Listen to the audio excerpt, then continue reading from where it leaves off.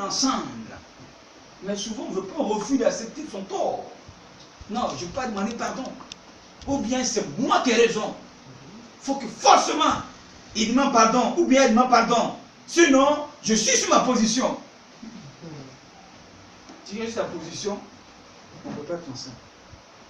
Amen. On va finir par se séparer. Gloire à Dieu. Tout ça, c'est la maturité de l'esprit qu'on appelle l'homme mûr d'esprit. Un enfant, il doit toujours avoir raison. L'enfant sait toujours avoir raison. Tu as vu un enfant qui a commis une gaffe et qui a dit à ses parents, voyez, ce qui s'est passé là, c'est moi qui ai fait ça. Tu as pas vu ça? Quand ils sont toujours fait les parents, il ment. Il se donne toujours raison. Et le parent, c'est ça, comprendre, et il retourne là-bas, mon fils a raison. Bouya, pourquoi tu as fait ça? Bouya, pourquoi tu as fait ça, mon fils? Et puis après, on dit non, voilà ton fils, ce qu'il a fait. C'est ça, la vie des enfants. Donc, si tu as cet esprit d'enfant, ça veut dire que tu n'es pas mature, tu ne peux pas te marier. Amen. Il faut pouvoir perdre ta raison. Si tu veux vivre ensemble, comme il dit, tu es là pour tuer ta personne. Parce que tu l'es. Amen. C'est ça qui fait la longévité d'un foyer. On dit qu'ils ont 50 ans de mariage, 40 ans de mariage. Ça ne veut pas dire que tous les jours faisaient jour là-bas. Il y a des jours faisaient noir. Il y a des jours vraiment, il y avait une tension très haute. Mais il y a eu un qui s'est maîtrisé, qui a supporté, qui a encaissé, qui a fait que le chaos n'est pas arrivé. Et puis ils sont ensemble. Amen. Donc c'est comme ça qu'il faut vivre dans le mariage. Si tu veux vraiment te marier, parce qu'on pense que c'est difficile. Non, c'est pas difficile. Mais il faut qu'on ait les secrets pour vivre le mariage, c'est tout. Amen. Gloire à Dieu. Donc tu peux noter ces versets. Jacques chapitre 5, verset 16, note ça. Avant d'autres, tu vas lire. Jacques 5, 16. Éphésiens 4, 31 à 32. Jacques 5, 16. Éphésiens 4, 31 à 32, tu notes ça. Avant d'autres, tu vas lire. Maintenant, la lettre G, c'est la gestion du foyer. Amen. Proverbe 31, 10 à 31, tu notes ça, la gestion du foyer. Proverbe 31, verset 10 à 31, ça parle de la femme vertueuse. Ça aussi, c'est sa gestion. On dit elle prenait soin de sa maison. Elle se lève très tôt, elle donne des ordres à ses enfants. Elle lave son linge, elle ne mange pas le pain de paresse. En effet, c'est sa gestion. Elle s'occupe de sa cuisine. Quand elle parle bien de son mari, et quand les gens la voient dehors, hein, et quand ils voient son mari, ils sont fiers. Et puis, à la fin, on dit, elle est honorée. Amen. C'est sa gestion dans le foyer. Amen. 1 Corinthiens 7, 3 à 5. Tu dis ça aussi. 1 Corinthiens 7, 3 à 5. Pour ça, on va lire ça. On va lire ça. On va lire un verset, on va continuer. 1 Corinthiens 7, 3 à 5. Ben, il faut lire ça. 1 Corinthiens 7, 3 à 5.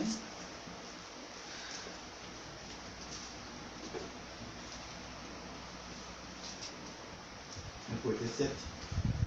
Oui, 3 à 5.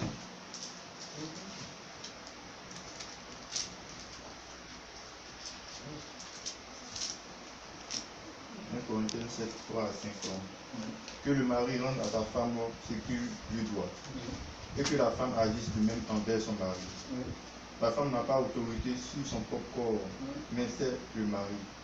Et pareillement, le mari n'a pas autorité sur son propre corps, mais c'est la femme.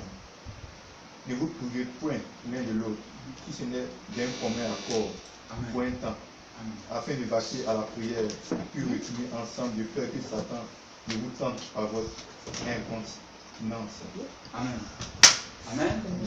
Donc, l'homme, puisque tu as décidé de te marier à une femme, comme j'ai dit, on finit par se transformer, se mélanger, parce qu'il y a un mariage. Donc, ton corps n'est plus ton corps. Ton corps est pour la femme. Comme tu tues ta personne. Amen. Tu tues ta personne pour elle. Tu es là pour donner du plaisir. Amen. Elle aussi, elle est là pour te donner du plaisir. Donc, tu n'es plus là pour tes plaisirs à toi personnel, mais tu es là pour les plaisirs de l'autre. Amen. Tu es là pour donner vie à l'autre.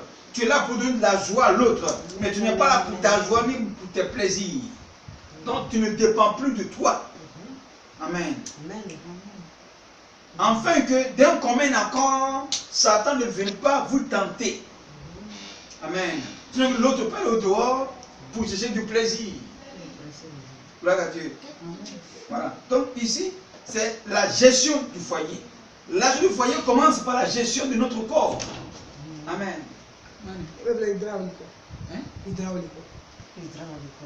La gestion de notre corps. Ça parle aussi de l'entretien de ton corps. Amen. L'entretien de ton corps. Si ton mari dit il faut te coiffer comme ça, coiffe-toi comme ça. Si ton mari dit bon, ma femme, voilà ce que je veux que tu portes, il faut porter ça. Amen.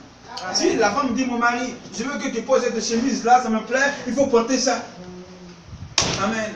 Amen. Mais si le mari te dit, il faut faire ce qui n'est pas bien par rapport à ton corps, non, tu ne peux pas faire ça. Amen. Amen. Il faut faire ce qui est bien. Comme des maris qui disent à sa femme, elle n'a qu'à prendre des produits cosmétiques pour devenir clair. Je dis non. Amen. Amen. Je dis non. Peut-être qu'ils ne sont pas chrétiens. Voilà. S'ils ne sont pas chrétiens, ils n'ont pas la crainte de Dieu. Il peut dire à sa femme se comporter comme une prostituée. Bon, ça n'engage eux. Parce qu'ils n'ont pas la crainte de Dieu. Mais celui qui a la crainte de Dieu ne peut pas dire à sa femme se comporter comme une prostituée. Ce n'est pas possible. Amen. Comme des gens, on le voit ici. L'homme et la femme marchent. Et puis la femme, elle est en sexy, petite culotte. Il dit c'est sa femme. Pendant que lui, il est bien habillé. Et puis, ils marchent ensemble. Mais si tu aimes ta femme, comment tu peux l'exposer devant la population, devant le monde? Amen. Elle serait la femme de tout le monde. Amen. Donc, ton corps ne t'appartient plus. Ça appartient à ta femme. Ton corps ne t'appartient plus. Ton corps appartient à ton mari. Amen. Comme si tu te dis, coiffe-toi comme ça, coiffe-toi comme ça. Parce que c'est ce qu'il aime.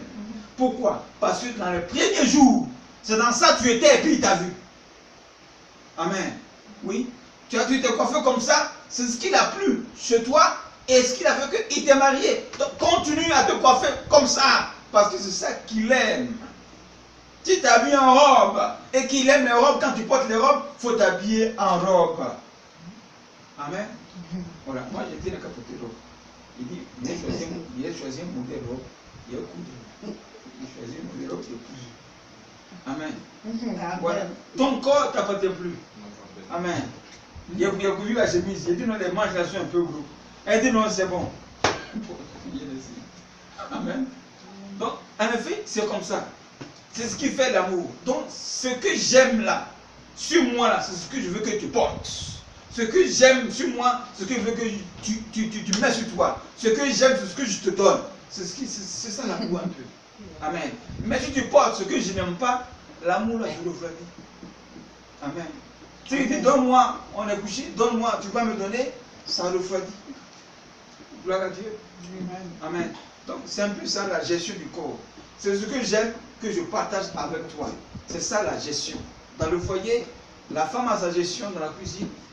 L'homme aussi a sa gestion par rapport à la responsabilité de l'ordination, de l'organisation, de l'éducation des enfants, de la famille. C'est ça un peu. Chacun a sa responsabilité et sa gestion. Amen. On va finir par la lettre E.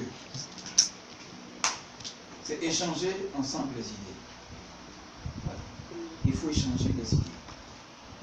Parce qu'on se retrouve pour communiquer. Le mariage, c'est la communication. Voilà.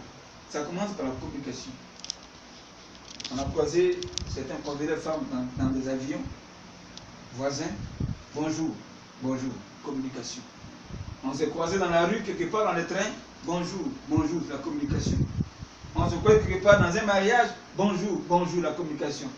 Dans une cérémonie, et les gens ont croisé, les femmes, ils ont croisé le mari, dans la communication. Comme il disait, il y a trois choses qui créent l'amour. La communication, les fréquentations et les relations. Tu fréquentes quelqu'un tous les jours. Tous les jours tu le fréquentes. Tous les jours tu le fréquentes. Tu vas finir par l'aimer. Tu es toujours en relation de travail avec quelqu'un tous les jours. Comme des collègues. Tous les jours. Travailler ensemble. Tous les jours. Travailler ensemble. Tu vas finir par l'aimer. Tu fréquentes quelqu'un tous les jours. Tu vas chez lui. Ou bien tu vas chez ses parents. Bon, tu n'es pas allé à cause de lui. Hein, mais tu vas peut-être à cause de son frère qui est ton ami. Et puis il est sa petite sœur qui est là. Toujours tu fréquentes la famille. Toujours tu es dans le lieu. Tu vas finir par aimer quelqu'un là-bas. Amen. Eux aussi vont finir par t'aimer. Et c'est comme ça. Donc, échanger les idées. Ça continue dans le foyer. Maintenant, vous êtes ensemble. Il faut continuer la communication. Parler ensemble. Fréquentez-vous dans l'esprit, au téléphone. Amen. Échanger les idées. Tu vis une douleur, quelque chose qui te tracasse. Il faut partager ça avec ton mari, avec ton conjoint. Amen. Tout ça fait partie de la communication, de l'échange des idées. Tu as un projet, tu veux faire. Il faut partager ça avec lui. Il a certainement des idées de direction qu'il va te donner. Ça aussi fait partie du mariage. En effet, comment faire pour arriver toujours au mariage?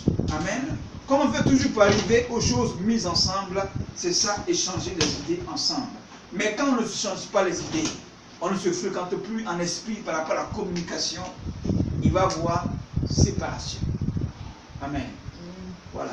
Plus les gens communiquent, plus l'amour s'agrandit.